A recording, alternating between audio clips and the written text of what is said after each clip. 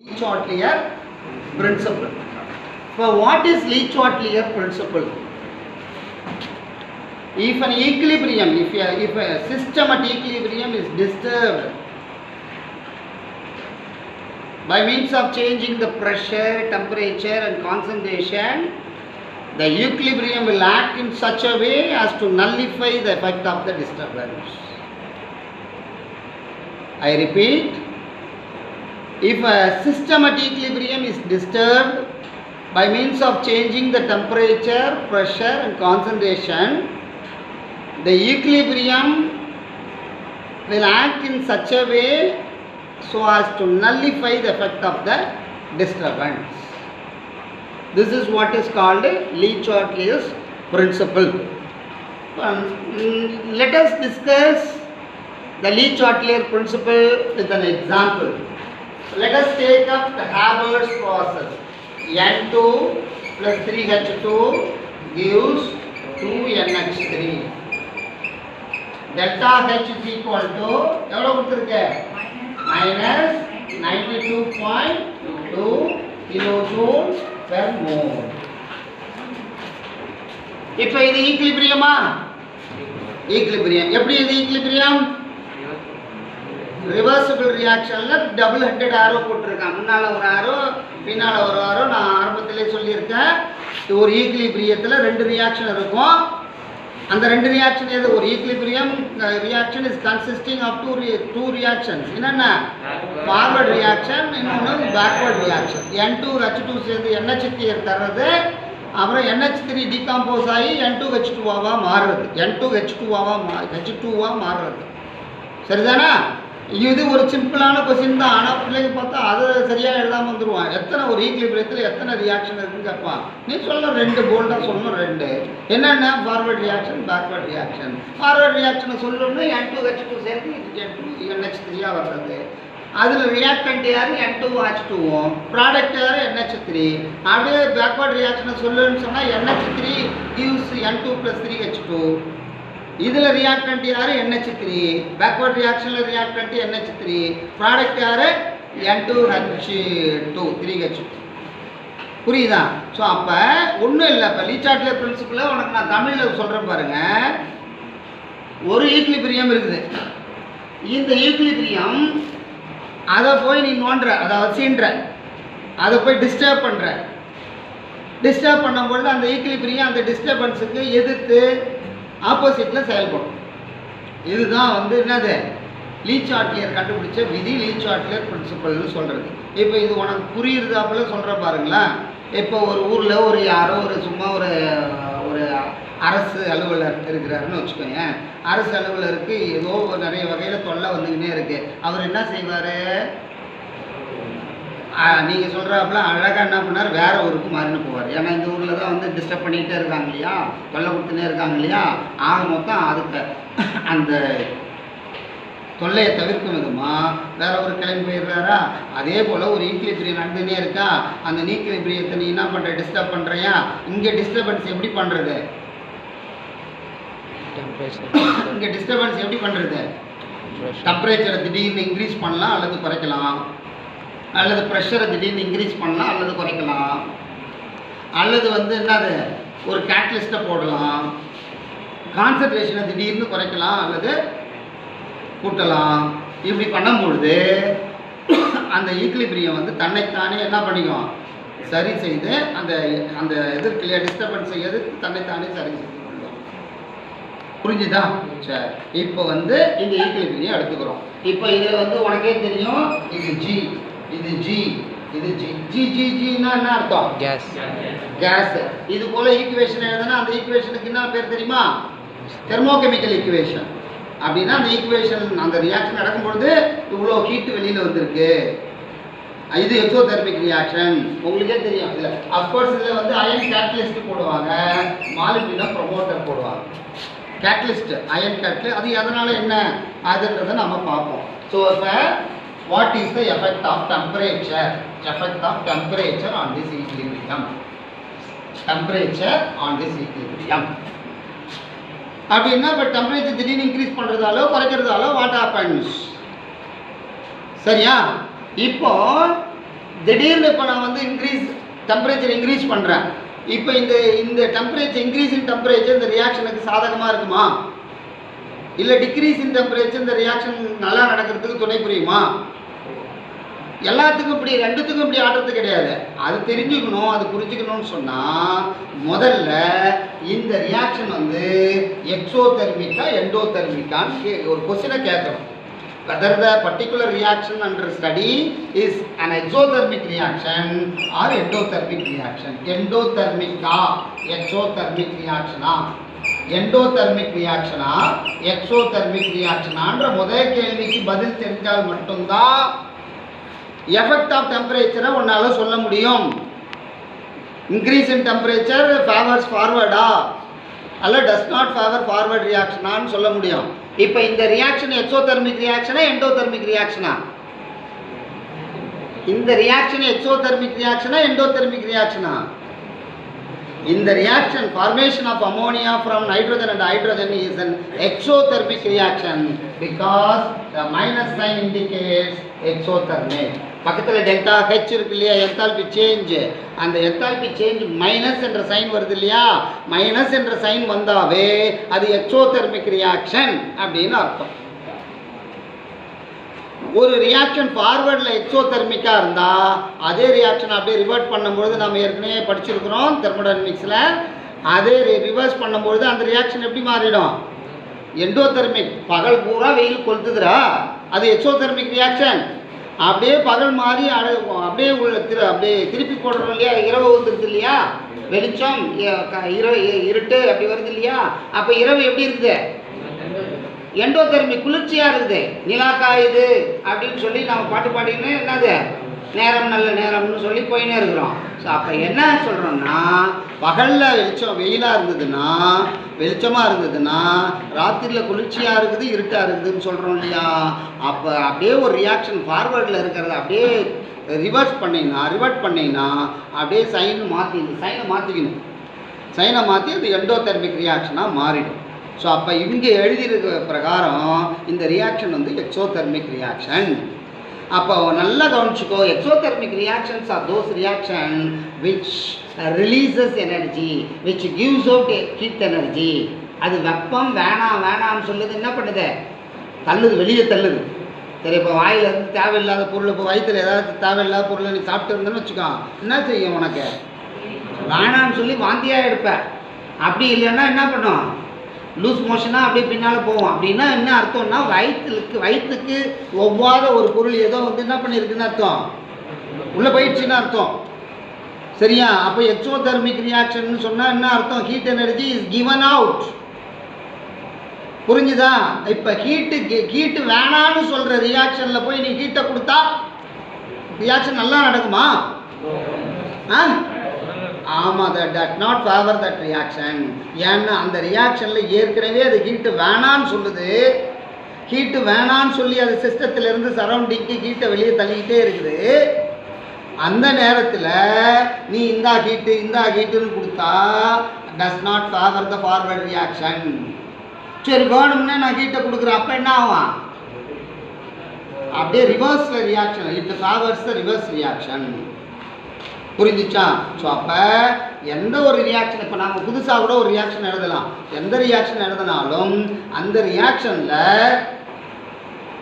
Increase in temperature favours forward ரியாக்ஷனா, favours that ரியாக்ஷனா இல்லையான்னு கேட்டால் கொஞ்சம் நேரம் நிதானமாக நீ என்ன பண்ணணும், ஒரு கொஸ்டின் கேட்கணும். வெதர் தட் இல்லை, அதை பார்க்கணும், அது பக்கத்தில் கொடுத்துருப்பாங்க. Whether that reaction is exothermic and endothermic. If that reaction is in exothermic, then you have to decrease the temperature to favor the formation of ammonia.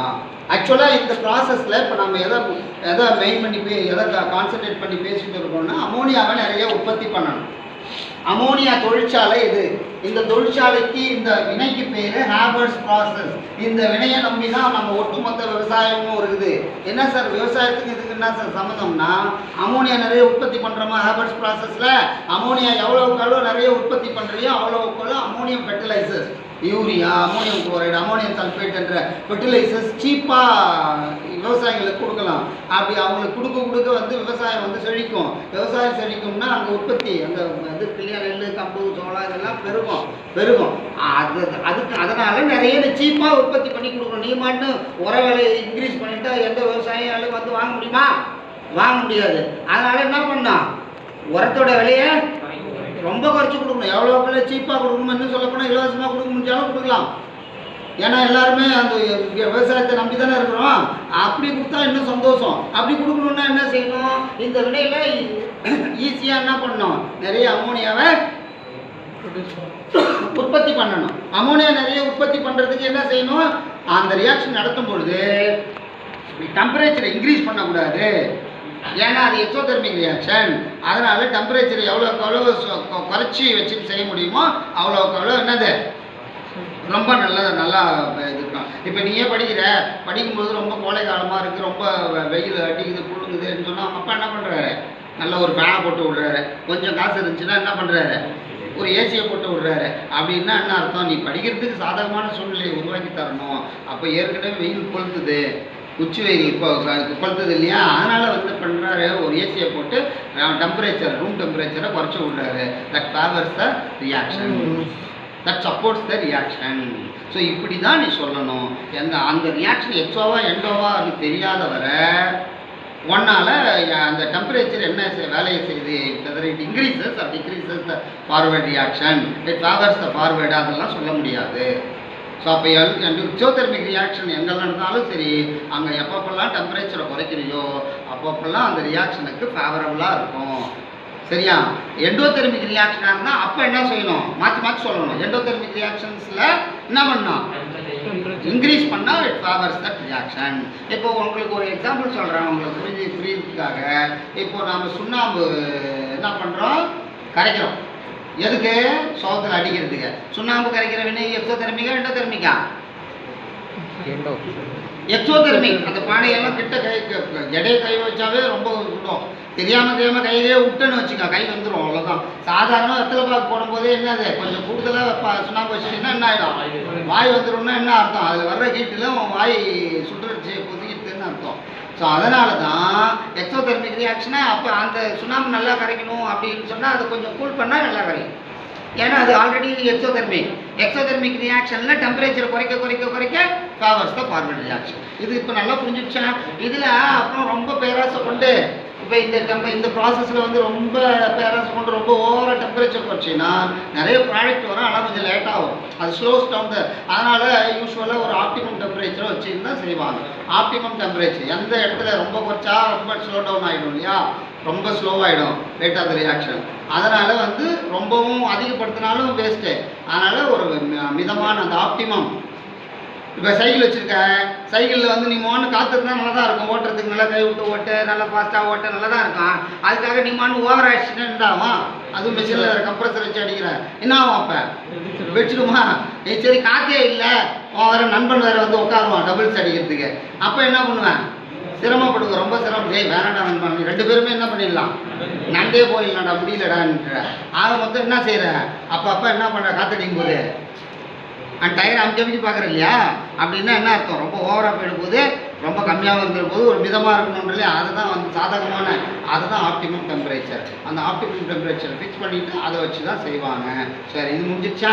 அதே போல் இப்போ நம்ம எஃபெக்ட் ஆஃப் ப்ரெஷர் பார்க்கலாமா? Effect of pressure on the equilibrium. எப்படின்னா அந்த ப்ரெஷரை increase பண்ணி பார்க்குறது, டிக்ரீஸ் பண்ணி பார்க்குறது. இன்க்ரீஸ் பண்ணும்போது நமக்கு சாதகமாக இருக்கா, டிக்ரீஸ் பண்ணும்போது நமக்கு சாதகமாக இருக்கா, எஃபெக்ட் ஆஃப் ப்ரெஷர். சரியா? இப்போ நல்லா கவனிங்க. அதே ரியாக்ஷன் எடுத்துக்கோ. N2 + 3H2 gives 2H3. இது வந்து உனக்கு இந்த எக்ஸாம்பிள் எடுத்து விளக்கியிருக்கிறாங்க. சரியா? இப்போ இந்த எக்ஸாம்பிள் எடுத்துக்கிறோம். எத்தனை மோல்ஸ் ரியாக்டன்ட் ரியாக்ட் பண்ணியிருக்க, நம்ம டெல்டா என்ஜி எல்லாம் கண்டுபிடிச்ச பாரு போன கிளாஸில். டெல்டா என்ஜி எத்தனை மோல்ஸ் ஆஃப் ரியாக்டன்ட் ரியாக்ட் பண்ணியிருக்க? 4 மோல், 4 மோல்ஸ் ஆஃப் ரியாக்டன்ட். அதாவது 3 moles of hydrogen, 1 mole of nitrogen. ஆக மொத்தம் டோட்டலாக எத்தனை mole? 4 mole. 4 moles of reactant gives 2 moles of the product. அப்போ லெஃப்ட்லேருந்து ரைட்டுக்கு வரும்போது நம்பர் ஆஃப் மோல்ஸ் இன்க்ரீஸ் ஆயிருக்கா, டிக்ரீஸ் ஆயிருக்கா? டிக்ரீஸ் ஆயிருக்கு. 4 மோல்ஸ் gives only 2 moles. அப்போ நம்பர் ஆஃப் மோல்ஸ் டிக்ரீஸ் ஆகிருக்கா இல்லையா, ரெடியூஸ் ஆகிருக்கு. அப்போ இது போல் வால்யூம் ரெடியூஸ் ஆச்சுன்னா ப்ரெஷரை இன்க்ரீஸ் பண்ணணும். ப்ரெஷரை இன்க்ரீஸ் பண்ணால் நிறைய ப்ராடக்ட் கிடைக்கும். ஏன்னா பி உனக்கு ஏற்கனவே தெரியும், P is inversely proportional to 1/v. இது போல் ஒரு லா இருக்கு சரியா, அந்த பாய்ஸ் லா அதெல்லாம் படிச்சிருப்போம் இல்லையா, அந்த லா. அப்போ வால்யூம் இன்க்ரீஸ் ஆச்சுன்னா ப்ரெஷரை குறைக்கணும், ப்ரெஷரை இன்க்ரீஸ் வால்யூம் குறைஞ்சிச்சுன்னா ப்ரெஷரை இன்க்ரீஸ் பண்ணணும். இப்போ மறுபடியும் சொல்கிறேன், இது இப்படி தான் கண்டுபிடிக்கணும். நீ மண்ணு குத்தாம்போக்கில் வந்து இது மனப்பாடம் பண்ண இருக்கக்கூடாது.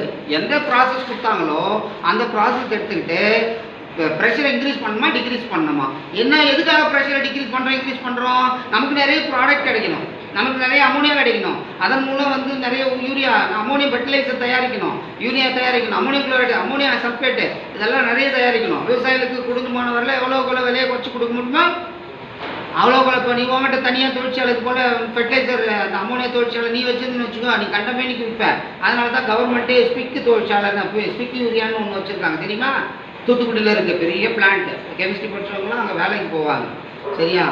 அடுத்தது வந்து நம்ம இங்கே கூட இன்னும் நெய்வேலி யூரியா கூட இருக்குது. அப்புறம் ஸ்பிக்குன்னு ஒரு இது இருக்குது, அதுவும் ஃபெர்டிலைசர் பிளான்ட்டு தான். சரி ஸ்பிக்கு இப்போ ஆஃபீஸ் இருக்குது இங்கே ஆஃபீஸ் இந்த நம்ம கிண்டி இருக்கு இல்லையா, கிண்டிக்கு பக்கத்தில் பார்த்தீங்கன்னா ரயிலில் போனாலும் சரி பஸ்ஸில் போனாலும் சரி போகும்போது பார்த்தாலும் தெரியும் ஸ்பெக்டு நெய்வேலி யூரியா. அங்கெல்லாம் என்னது இந்த அமோனியா தான் தயாரிக்கிறாங்க. அப்போ அமோனியா நிறைய லாபகரமாக தயாரிக்கணும். அமோனியா லாபகரமாக தயாரிக்கணும்னா அந்த ரியாக்ஷன் நடக்கும்பொழுது என்ன பண்ணணும், டெம்பரேச்சரை குறைச்சி வச்சுன்னு செய்யணும். ஏன் குறைக்கணும், குறைச்சா நிறைய ப்ராடக்ட் வரும். எப்படி குறைச்சா ப்ராடக்ட் வந்ததுன்னு எப்படி உங்களுக்கு தெரியும், அது ஆல்ரெடி எக்ஸோதெர்மிக் ரியாக்ஷன். அதனால் எக்ஸோதெர்மிக் ரியாக்ஷனில் டெம்பரேச்சரை ரொம்ப வெயில் கொளுத்துதுன்னா ஏசி போடணும். உங்கள் அம்மா வந்து மெனக்கட்டு அப்பா படிக்கணும் நல்லா படிக்கணும் ஏசியை போட்டு விடுவாங்க.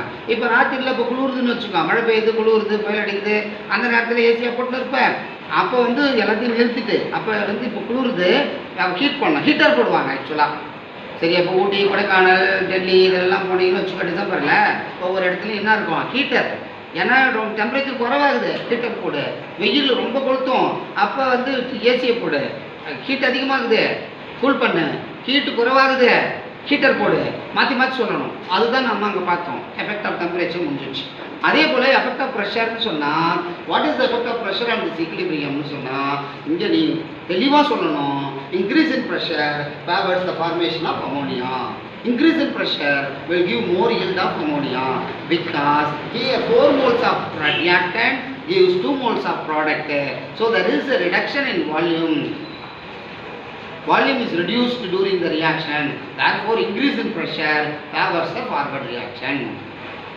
Increase in pressure. அதில் இப்போ சொன்ன போல தான் நிறைய ப்ரெஷரை கூட்டினீங்கன்னா வச்சிருவோம். அதனால் அங்கேயும் ஒரு ஆப்டிமம் ப்ரெஷரை வந்து மெயின்டைன் பண்ணி தான் இந்த இண்டஸ்ட்ரியை நடத்துகிறாங்க, அமோனியாவை உற்பத்தி பண்ணுறாங்க. இது மட்டும் இல்லை, இது போல் வேறு எந்த ப்ராசஸ் கொடுத்தாலும் பதில் சொல்லணும். இப்போ நானே இன்னொரு எக்ஸாம்பிள் நானே கேட்குறேன், நீங்கள் சொல்லுங்க பார்ப்போம். H2 + I2 gives 2HI. இப்போ what will happen, what will you do to get more HI, whether you will increase the pressure or decrease the pressure? Decrease the pressure. இந்த ப்ராசஸ்க்கு என்ன செய்யணும், நிறைய HI வேணும். நிறைய HI வேணும்னா ப்ரெஷர் இன்க்ரீஸ் பண்ணுவியா குறைப்பியா? neither increase in pressure nor decrease in pressure will affect the product amount. Product நீ pressure இந்த மாதிரி இது ரெண்டா, இங்கே ஒன்றா இங்கே ஒன்றா 2 மோல் 2 மோலை கொடுக்குதா, அப்போ 2 பேருக்குமே ஈக்குவல் நம்பர் ஆஃப் மோல்ஸ் இருக்கா. அப்போ நாம் என்ன சொன்னோம், நம்பர் ஆஃப் மோல்ஸ் ரெடியூஸ் ஆனால் மட்டும் ப்ரெஷர் இன்க்ரீஸ் பண்ணோம். நம்பர் ஆஃப் மோல்ஸாக குறைச்சா ப்ரெஷரை இன்க்ரீஸ் பண்ண, நம்பர் ஆஃப் மோல்ஸ் அதிகமாச்சுன்னா ப்ரெஷரை டிக்ரீஸ் பண்ண. இங்கே ரெண்டுமே ஈக்குவல், ரியாக்டன்ஸும் 2 மோல் ப்ராடக்ட் 2 மோல். அப்போ இங்கே ஏன் நீங்கள் வந்து இங்கே வந்து எந்த ப்ரெஷரை கூட்டினாலும் குறைக்கிறதாலே அந்த வினை வந்து என்னது பாதிப்படைவதில்லை. Pressure has no effect on this equilibrium அப்படின்னு சொல்லணும். நல்லா கான்செப்டை புரிஞ்சுக்கிட்டாப்ப இது போல் வேறு எந்த ப்ராசஸ் எடுத்தாலும். இப்போ நானே இன்னொரு கேள்வி கேட்குறேன், இப்போ நீங்களே சொல்லுங்கள் உங்களுக்கு புரியுறதுக்காக. 2SO2 + O2 gives 2SO3. இப்போ what will you do to get more sulfuric acid, sulfur trioxide தான் sulfuric acid. இப்போ நிறைய SO3 வேணும், என்ன செய்வேன், ப்ரெஷரை வந்து இன்க்ரீஸ் பண்ணணும். எப்படி சார் உங்களுக்கு தெரியும், உங்களுக்கு மட்டும் தனியாக சொன்னாங்களா சார்னா? அது ஒன்றும் இல்லை, இங்கே தான் ஃபார்முலா நான் சொல்லியிருக்கேன். இது 2 மோல், இது 1 மோல், மொத்தம் 3 மோல். இங்கே எத்தனை மோல், 2 மோல். அப்போ அப்போ 2 மோல் 3 மோல் 2 மோலாக மாறிக்குது. இது போல் லெஃப்ட்டில் நிறைய நம்பர் ஆஃப் மோல்ஸ் இருக்குது, ரைட்டில் ப்ராடக்ட் சைடில் குறைஞ்சவான நம்பர் ஆஃப் மோல்ஸ் இருந்துச்சுன்னா நம்ம என்ன செய்யணும்? ப்ரெஷரை இன்க்ரீஸ் பண்ணணும். எவ்வளோக்கு எவ்வளோ ப்ரெஷரை இன்க்ரீஸ் பண்ணுறியோ அவ்வளோக்கு எவ்வளோ உனக்கு ப்ராடக்ட் நிறைய கிடைக்கும். இப்போ உங்கள் வீட்டில் மரம் வச்சுருக்கிறீங்க, நிறைய மாம்பழம் காய்க்கணும், என்ன பண்ணுற? அதுக்கு உரம் வைக்கிற, கொத்தி விடுற, தண்ணி பாய்ச்சுற, என்னென்னமோ பண்ணுற இல்லையா? நிறைய தென்னை மரத்துக்கும் அதே போல் தண்ணி பார்த்து நிறைய காய் காய்ச்சினே இருக்கும். தண்ணி நீ விடாமல் இருந்தீங்கன்னா அந்த காய் நிறைய காய்க்காது. இப்போ நெல்லுக்கும் அதே போல் தான், தண்ணி நிற்க வைப்பாங்க. இப்படியெல்லாம் யோசனை பண்ணி நிறைய ப்ராடக்ட் வரணும், நிறைய விளைச்சல் வரணும். அதே போல் தான் நிறைய விளைச்சல் வர்றதுக்கு இது கெமிக்கல் ரியாக்ஷன்ன்றதால டெம்பரேச்சரை, எஃபெக்ட் ஆஃப் டெம்பரேச்சர் படித்தாச்சு. அதுக்கு 2 கேள்வி தான். எக்ஸோதெர்மிக்காக இருந்தால் டெம்பரேச்சரை குறை, எண்டோதெர்மிக்காக இருந்தால் டெம்பரேச்சரை இன்க்ரீஸ் பண்ணு, you will get more product, more yield. அதே போல் இங்கே எந்த வினை கொடுத்தாலும் இது போல் தான் கூட்டி தான் சொல்லணும். புரிஞ்சிச்சா? இப்போ எஃபெக்ட் ஆஃப் கான்சன்ட்ரேஷனை பார்ப்போம். Effect of concentration. இப்போ நாம இதே 2 ப்ராசஸ், அந்த ஹேபர்ஸ் ப்ராசஸே எடுத்துப்போம். புக்லேயும் அதான் டிஸ்கஸ் பண்ணியிருக்காங்க. N2 + 3H2 gives 2NH3. இது ஈக்குலிபிரியம்ன்றதால ஈக்குலிபிரியம் கான்ஸ்டன்ட். இப்போ கேசின்னு எழுது. ஈக்குலிபிரியம் கான்ஸ்டன்ட் 2 வகை இருக்குது, அதை நம்ம ஏற்கனவே பார்த்துருக்குறோம். 2 டைப்பு, கேசி கேபி. இப்போ கேசி எழுதணும்னு சொன்னால் இந்த சைடு இருக்கு இல்லையா, அந்த ப்ராடக்டை அதை மேலே எழுதணும். முன்னால் இருக்கிற அந்த கோஎஃபிஷியன்ட் இருக்கு இல்லையா, அதை பவர் கொண்டு போயிடணும், ஸ்கொயர். அதே போல் லெஃப்ட் சைடில் இருக்கிற ரியாக்டண்ட்டை என்ன பண்ணணும்? கீழே பகுதியில் எழுதணும். பகுதின்னா டினாமினேட்டரில் எழுதணும். N2 H2 to the power 3. முன்னால் கோஎஃபிஷியன்ட்டை மேலே கொண்டு போயிடணும். இப்போ நல்லா கவனிச்சுக்கோ. நிறைய உங்கள் வீட்டுக்கு விருந்தாடி வந்துடுறாங்க, கெஸ்ட் வந்துடுறாங்க, நிறைய சோறு வேணும். என்ன செய்வாங்க அவங்க அம்மா? கொஞ்சம் அரிசியை கூட போட்டாங்கன்னா கூடுதலாக சோறு கிடைக்கும் போகுது. அதே போல் தான் என்னன்னா, எப்பயுமே இது ரியாக்டன்ட், நிறைய அமோனியா வேணும். இது ஒன் ஆஃப் த பேஸ். என்ன அமௌண்ட் நிறைய வேணும், கொஞ்சம் நைட்ரஜனுடைய கான்சன்ட்ரேஷன் இன்க்ரீஸ் பண்ணுறோம், ஹைட்ரஜனுடைய கான்சன்ட்ரேஷன் இன்க்ரீஸ் பண்ணுறோம். இப்போ ஒரு படி எடுத்துக்கிறோம், அதுக்கு பதிலாக கூட டபுளாக மாற்றணும்னு சொன்னால் என்ன ஆகிடுது? உனக்கு அமோனியாவோட அளவு என்ன ஆகிடுது? அதிகமாகிடுது. அதே தான். So increase in concentration of reactant give more products, will increase the concentration of the product. அப்படி இல்லைன்னா இன்னொன்று செய்யலாம். இப்போ வர என்ன பண்ணுறோம்? இப்போ கிணறு, நிறைய பேர் கிராமத்து பிள்ளைங்க தான் இருக்குதுங்க, கிணத்துல தண்ணி சுரக்குது, அப்படியே அள்ளிடுறோம், புதுசாக சுரக்கும். அப்படியே அள்ளிடுறோம், புதுசாக சுரக்கும். அண்ணாடினா உனக்கு லாபம் தானே. அப்படி நிற்க வச்சுன்னா உனக்கு என்ன, அதனால் என்ன லாபம்? ஸோ அப்போ இங்கே என்ன செய்யணும் சொல்லுங்க பார்ப்போம். அமோனியா வந்துதா, என்ன பண்ணுற? அள்ளிடு. உடனே வேகமாக அந்த ஈக்குலிபிரியம் இப்போ இன்னும் புதுசாக என்ன பண்ணோம்? செடி இருக்குல்லடா, செடி வெட்ட என்ன பண்ணே வரும்? கொடுத்துக்கிட்டே வரும். நிறைய விளைச்சல் அதிகமாக கொடுக்கும். அதனால தான் நிறைய இடத்துல பார்த்தா ரோட்டில் கூட பார்க்கும்பொழுது அந்த நேஷனல் ஹைவேஸ் இருக்கு இல்லையா, அந்த செடி அப்பப்போ என்ன பண்ணுவாங்க? நிறைய செலவு பண்ணி சுத்தமாகவே வெட்டி விடுவாங்க. இந்த மரத்தெல்லாம் கழிச்சு நல்லா மொட்டையாக கழிச்சு விட்றாங்க. இப்போ கிராமத்துலலாம் இந்த அதுவும் குறிப்பாக அந்த நடவு டைமில் என்ன பண்ணுறாங்க? மரத்தெல்லாம் அந்த இலையெல்லாம் எடுத்து என்ன பண்ணுவாங்க? நமக்கு அந்த சேத்துல போட்டு அதையே பசு உரமாக மாற்றிடுறாங்க. இப்போ என்ன சார் சொல்கிறீங்க? அந்த ரெண்டு வழி சொல்லிக்கிறேன். என்ன 2 வழி? அமோனியாவை நிறைய உற்பத்தி பண்ணி லாபம் சம்பாதிக்கணும். பெரிய தொழிலதிபர் நீ பெரிய பணக்காரன் ஆகணும். பணக்காரன் ஆகிறதுக்கு அமோனியா நிறைய உற்பத்தி பண்ணணும். நிறைய உற்பத்தி பண்ணுறதுக்கு வழி என்ன சொன்னால், அமோனியா வருதா உடனே அள்ளிடு. அப்போ இன்னும் வேகமாகணும். அமோனியா வருதா அள்ளிடு. இப்படி removal of ammonia as and when it is formed will give more yield. 1. ரெண்டாவது என்னது? Increase in concentration of nitrogen, அல்லது increase in concentration of hydrogen, அல்லது increase in concentration of both nitrogen and hydrogen will give more ammonia, will give more yield. இதை அதிகமாகிடும், இது அதிகமாகிடும், அல்லது ரெண்டையும் அதிகப்படுத்த என்ன ஆகிடும்? அதிகமாகிடும். சரியா? இப்போ ஒன்று தெரிஞ்சுக்கோ. இப்போ இந்த ரியாக்ஷன் நடக்கும்போது இது அவ்வளோதான் முடிஞ்சிடுச்சு. அப்போ நம்ம what to conclude? Concentration of the increase in concentration of nitrogen, increase in concentration of hydrogen, or increase in concentration of both nitrogen and hydrogen will give more yield, will give more NH3. அல்லது removal of ammonia as and when it is formed will give more product. புரிஞ்சிச்சா? இப்போ வேணும்னு இடக்கு முடக்காக ஒரு கொஸ்டினாக கேட்பாங்க. இந்த reaction அது பண்ணி நடந்துருக்குற ரியாக்ஷனில் அமோனியாவை திடீர்னு ஆட் பண்ணால் என்ன ஆகும்னு கேட்பாங்க. இப்போ யாராவது சொல்லுவீங்களா? பதில் அமோனியாவை ஆட் பண்ணுறோம். What will happen? It does not favor the formation of ammonia. It favors the reverse reaction. இப்படி நடக்கிறதுக்கு பதிலா ரியாக்ஷன் என்ன பண்ணா பின்னால போயிடும். So this is the effect of concentration. அதே போல் இன்னொன்று இருக்குது கான்செப்ட், அது வந்து எஃபெக்ட் ஆஃப் கேட்டலிஸ்ட்ன்றது. கேட்டலிஸ்ட் போடுவாங்க, அயன் கேட்டலிஸ்ட்டு, அதுக்கப்புறம் ப்ரொமோட்டர். கேட்டலிஸ்ட் வந்து என்ன செய்ய தெரியுமா, அந்த அமோனியாவுடைய அளவை அதிகப்படுத்துறத குறைக்கிறதே இல்லை. அது வந்து என்னன்னா ஒரு நாள் கழிச்சு கிடைக்கிற அமோனியாவை சீக்கிரம் 1 மணி நேரத்திலே கொடுத்துரும். அப்போது ஒரு நாள் 24 மணி நேரத்தில் 24 முறை வந்து நீ என்ன பண்ணலாம், அந்த அளவு அமோனியா 24 டைம்ஸ் அமோனியாவோட அளவு நீ இன்க்ரீஸ் பண்ணிக்கலாம். But it does not favor the formation of ammonia. It quickens the rate of the equilibrium. It helps to attain the equilibrium quickly. So this is the effect of catalyst. Here the ammonia formation la ion catalyst is used, molybdenum promoter is used. Promoter is the catalyst of the catalyst. Thank you.